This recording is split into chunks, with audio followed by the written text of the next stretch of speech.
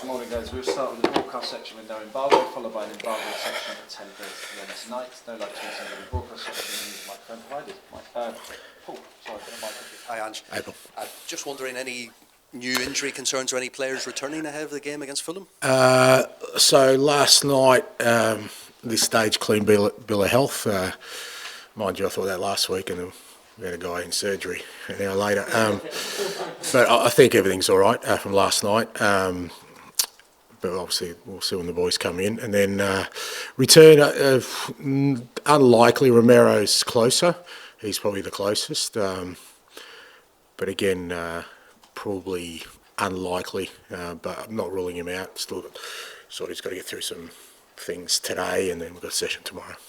Was Dom Solanke okay? He seemed to injure his groin, but still got through. Yeah, no, he's fine. He's a bit sore, but we're kind of obviously, we're really thin squad-wise, especially in that front third. So he's working hard for us, but at this stage, nothing that will sort of too significant. I know you were talking again about entertainment and everything after the game last night. I guess with the Manchester City result in particular, and you think of that eye-catching 4-0 win at their place last week, are those the kind of moments and performances that justify just what you're trying to do here? Well, I'm not trying to justify anything. It's just that's the way we want to play, and it's the kind of team we want to be. I said that last night, that we kind of set out, and certainly I set out to make the team a team that is always looking to be on the front foot, score goals, be exciting to watch.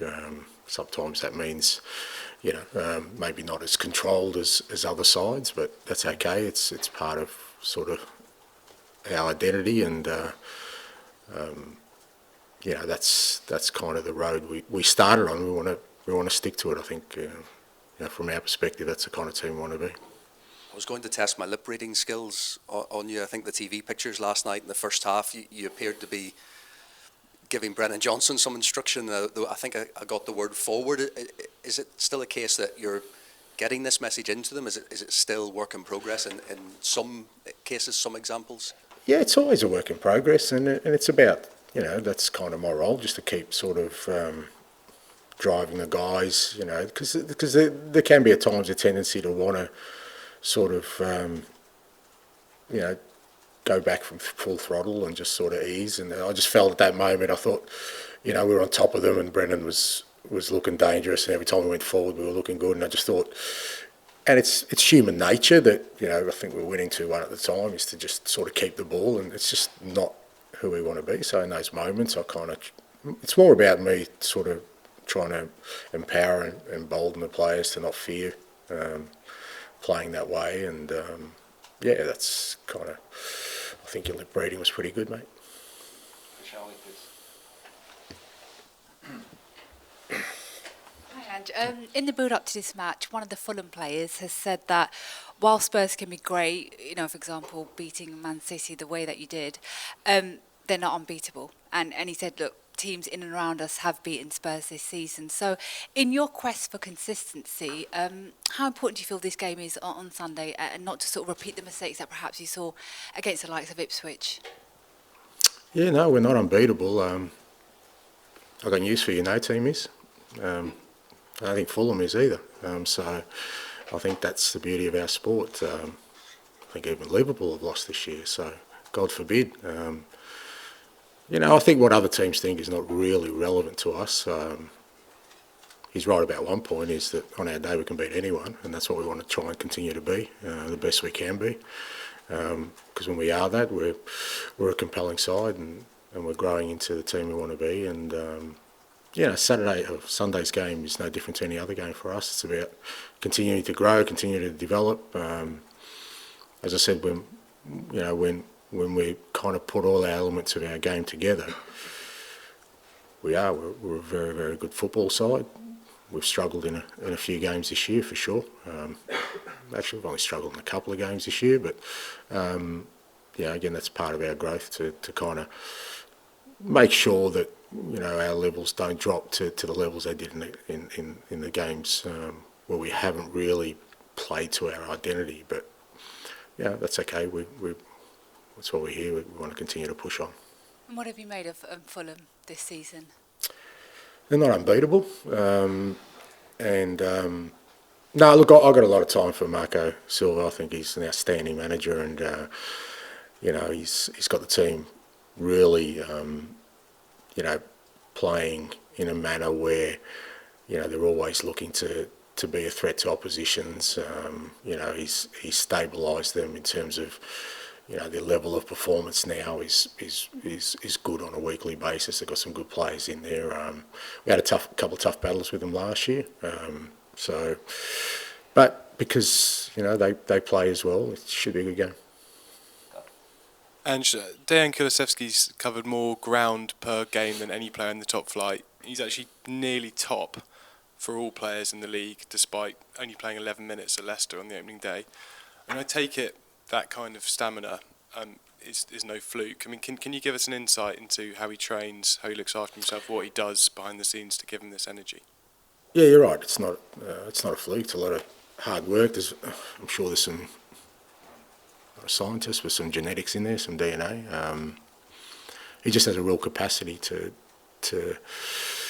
be able to kind of run at a certain level consistently. His recovery rates are really elite in that he can go and rest pretty quickly and go again.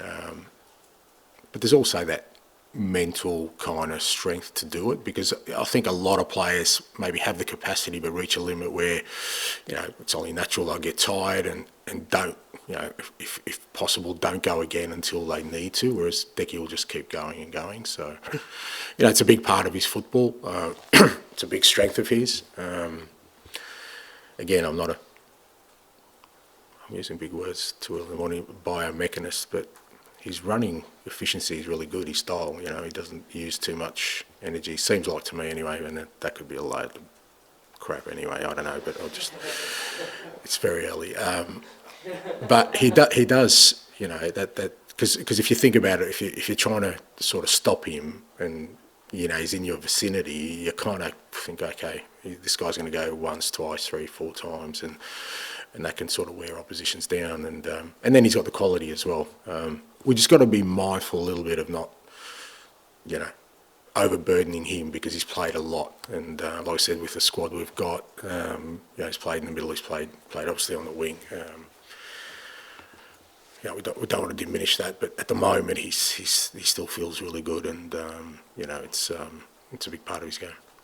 Just on his mentality, he seems to me to almost have that kind of Ronaldo, Harry Kane type laser focus on being the best and self-improvement. I mean, is that your kind of experience? Yeah, absolutely. Yeah, no, he's spot on. He's in his mind, he's very ambitious about how good he can be, and that's a great thing, because he's relatively still a young man, and it's kind of for his position, there's a lot of improvement in him, and I've just got a feeling with Decky that he's not going to settle for any level apart from being the absolute best, and it's great for us. Ian, please. Morning, Ange. How are you? I'm okay, but Good. Last night, again, you reiterated your style of play, and you've done it again this morning about being entertaining. Is there ever a scenario which dictates that maybe you need to be a bit more pragmatic? Look, I don't know how many ways I can say this. I understand it. Look, there's plenty of room for pragmatism in all walks of life and in football as well, but I'm just not interested in it. I don't know why I need to change my approach to be, everyone else wants me to be. I'll continue to push this team to be a little bit different, play football in a different way.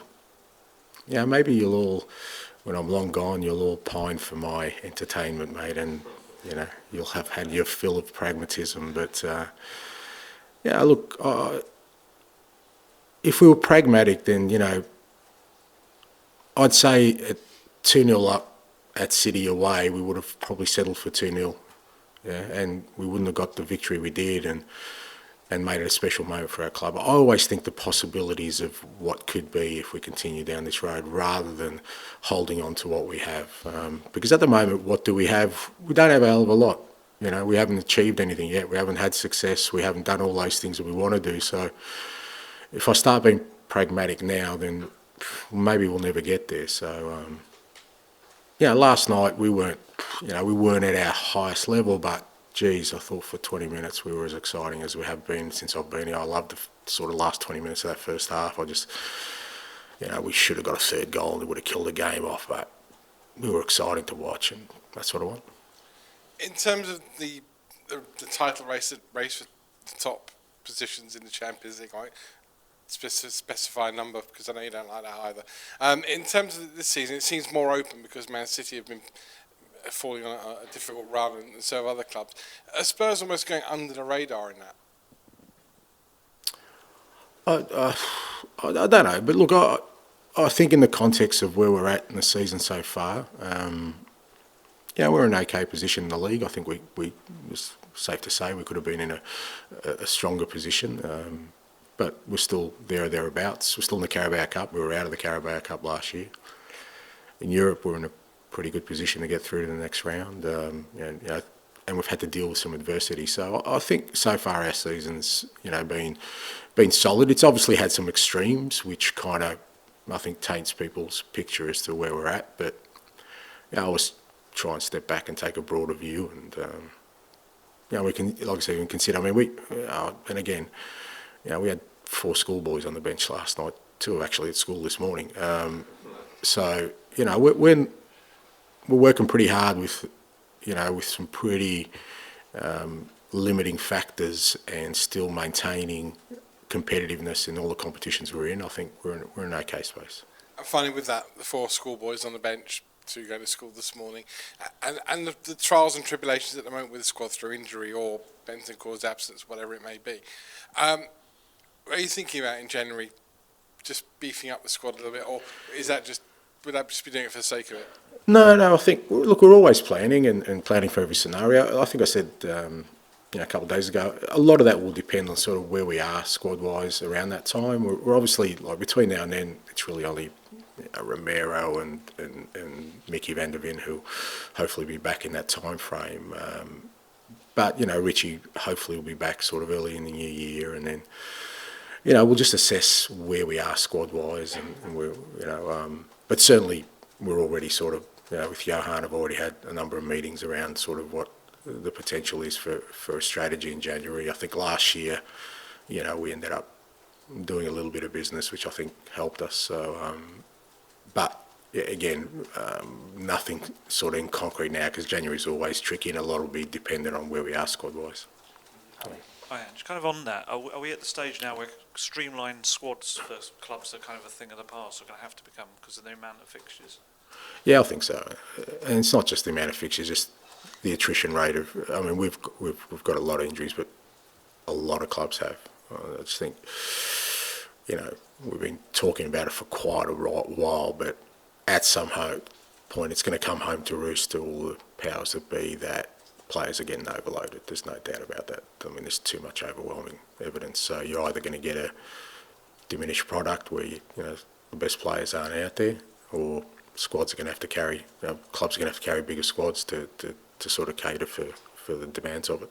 So I'll ask you about Archie Gray as well. It's kind of easy to forget he's only 18 years old. He seems so tactically mature, so versatile. Where does he kind of sit in the young players you've probably worked with over the years?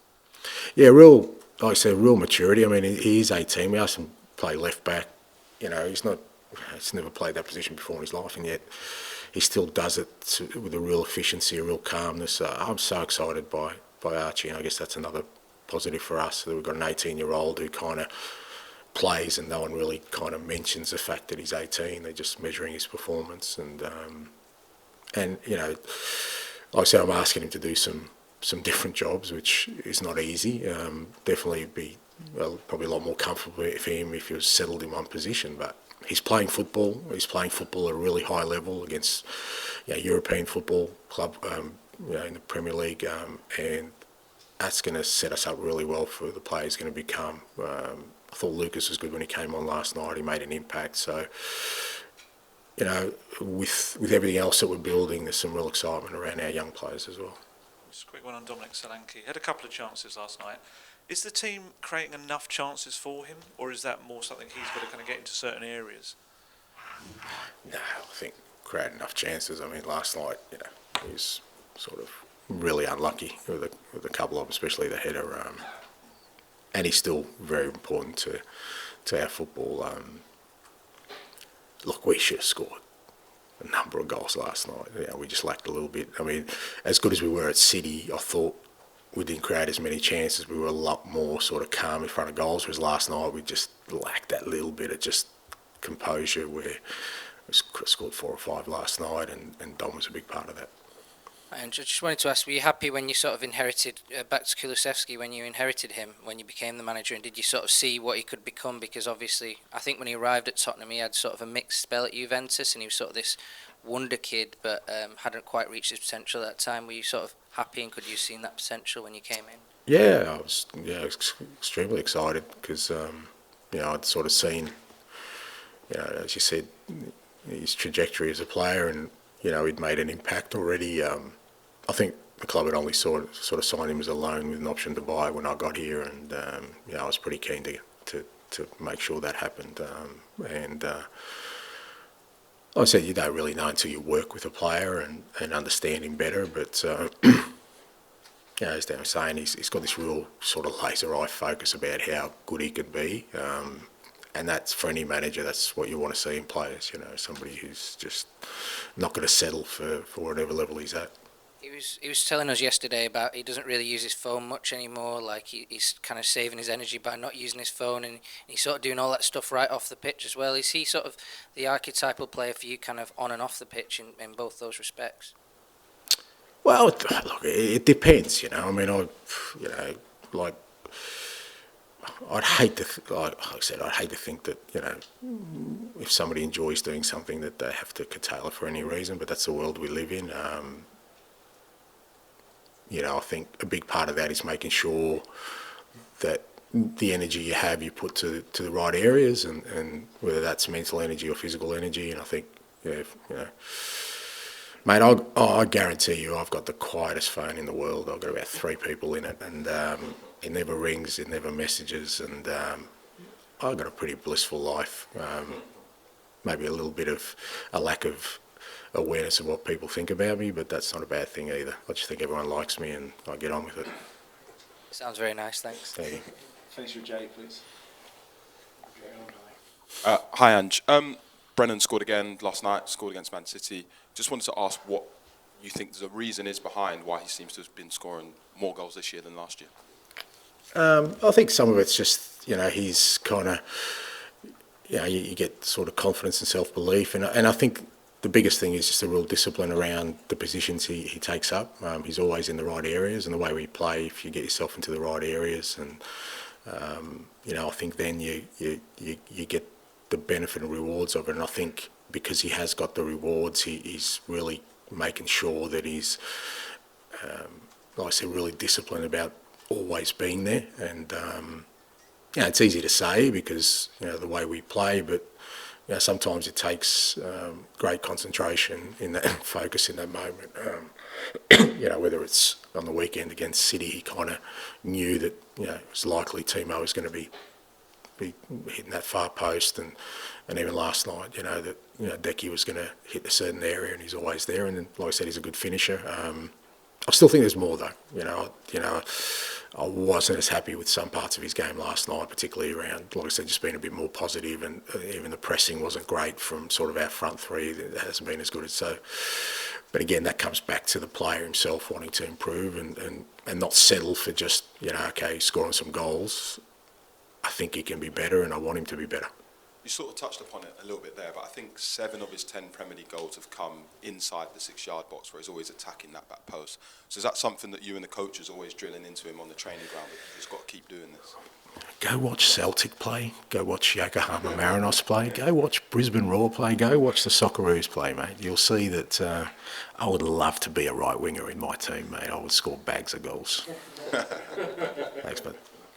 Okay, we'll end the broadcast section there. Move on to the embargoed section. Just one more on Decky. You talked about how ambitious he is and how well he's playing at the moment. Is there a certain pressure on the club to keep improving to match those ambitions? Well, that would suggest that I'm not as ambitious as him, mate. So I'm pretty sure that I'm as ambitious as Decky is. So whatever he has in his mind, maybe even exceed that. And on Yves Bissouma, obviously Rodrigo is suspended. More focus comes to him now. What will happen in the first game, or ahead of the first game of the season? It's something that we obviously club plan as what happened. And you spoke about him afterwards, after that incident, and how he had to regain the trust of himself and his teammates. How has that panned out throughout the season? Yeah, no, Biss has been really good. I think he's playing some good football, really good football. He's really kind of, impacted in the right way on the field, and I think, if anything, I think he's growing. He's taking more of a leadership role out there, which we want him to. He's captain of his country, and I keep impressing on these guys, him and Decky and others, to really start taking control of this team in their own way, because they are leaders in their own way. And and Biss has been on and off the field. He's doing all the right things. I think that's reflected in his performances. As I said at the time, he made a mistake, like a lot of us do. Our job is to try and, help him, make better choices in the future. And it's been no problem. You said you made a mistake, but I think at the time you did say if there were any more, or hinted that there were more misdemeanors like this that could have an impact on his long-term future. At least that's what I took from it. Do you feel like he's very much learned his lesson? Yeah, but I think that's the case for everyone. It's, if you kind of repeat your mistakes at some point, people just will say, well, okay, well, obviously whatever we're doing is not working. But I've never sensed with Biss that he's on some sort of last chance saloon. I think, like I said, it was disappointing what he did, and we kind of addressed that and some other issues. And, as I said, with all these things, our role in that is then to help him, not to just sort of isolate him and let him find his own way, but to try and assist him to get to a better place, to make better choices, and he has. Dave? I wanted to ask you about Maddison. He gave a lovely interview after the City game, and he basically talked about his self-belief. He said, this is his words, if I go through tough spells, having 2 games out, I'm at the age now where I'm able to go and show you that this team is much better with me in it. Just a few things on that. I mean, first of all, his self-confidence, we all think it's kind of quite legendary. How do you find him within the group and the way he works with it as a leader within that dynamic? Yeah, look, I don't think, I don't think he puts that on. I think he's genuine in that. I think he is. He does have an enormous self-belief, which it's a great thing to have in life, we all sort of want to have that sort of self-confidence in whatever area we're kind of involved in, and that comes through with the way he kind of talks and the way he trains and the way he plays. He wants to be the catalyst for things, and it's good because it's a good mix in terms of our leadership. But again, the challenge for Maddison and for all these guys is to kind of turn that into a sort of a positive force where the team benefits as much as he does individually, and I'm sort of trying to give room for this team to grow and the individuals within it to grow and make an impact, more of an impact on each other as much as themselves. And because there's probably guys in the team who would love to have Matters self-belief in their own game, and he can help in that area, and he was brilliant on the weekend. I think his season's been pretty decent. He had a little bit of a flat spot, but I think we did as a team as well. But he's in a good space. And how was he when he was out of the team for those 2 games? I mean, did he hide it, or was he just did he let you know about it?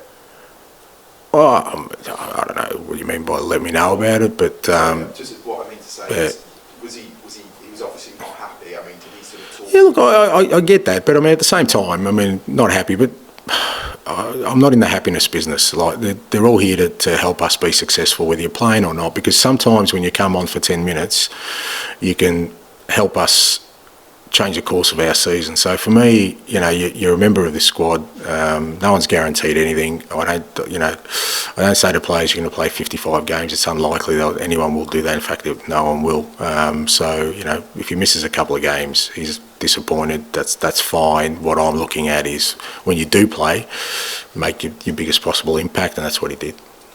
And just finally, actually, no, I'll leave it at Okay. To finish us off, please. And can you speak for Sunday, please? We're not. We did a player for Sundays last night. Oh, okay. Hi, Ange Postecoglou. I just want to ask, you spoke about the sheer number of games that they're playing and all that. I just want to ask, how physically demanding is it for the players, especially with that sort of Thursday, Sunday build-up over time, and how do you think your squad has actually handled that? Because maybe some haven't had that in the past. Yeah, it is a challenge for sure. Look, I like I said, where we sit right now, I think we've handled it okay, considering that the issues we've had sort of, you know, at least Richie and sort of Wilson, who haven't really, so we're down on squad numbers straight away. They haven't really contributed much at all. So you're kind of two senior players down from your squad anyway. And then we've had along the way, then, you know, guys like, you know, Mickey or Romero at present, other guys who've missed games. So we haven't had a kind of the luxury of a massive squad, and we've put some big sort of tasks to younger players, 18-year-olds, 17-year-olds, and through that whole sort of sequence, like I said, we're in a decent position in all competitions, but it will challenge us between now and particularly the way we play as well.